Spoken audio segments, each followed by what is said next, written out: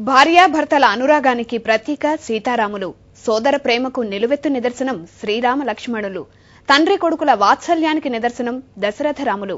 సకల సుగుణాభిరాముడు అయినందునే ఆ పరంధాముడు జగతికి ఆరాధ్య దైవంగా సేవలందుకుంటున్నాడు. యుగాలు మారినా తరాలు మారినా శ్రీరామతత్వం ఆదర్శప్రాయంగా వెలుగొందుతోంది.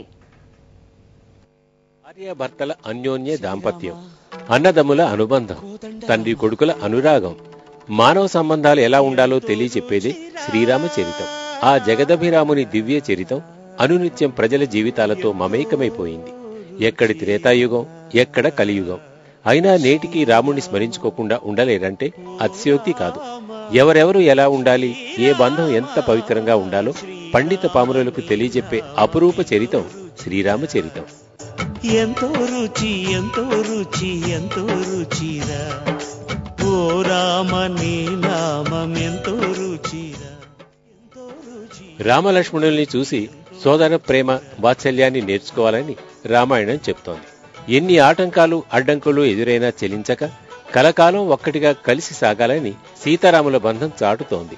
అనుమానాలు అపార్థాలతో విడిపోతున్న ఎన్నో జంటలకు సీతారాముల అన్యోన్య దాంపత్యం ఆదర్శప్రాయం.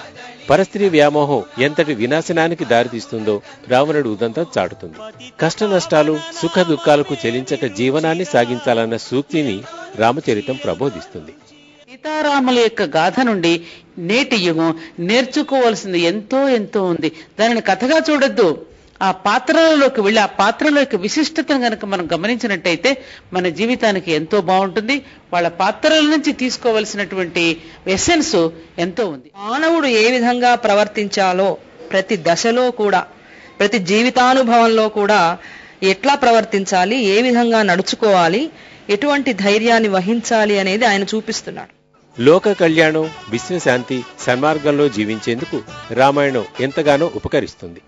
నాటికి నేటికి శ్రీరాముడే అఖిల జగాలకు ఆదర్శమూర్తిగా నిలుస్తున్నాడు.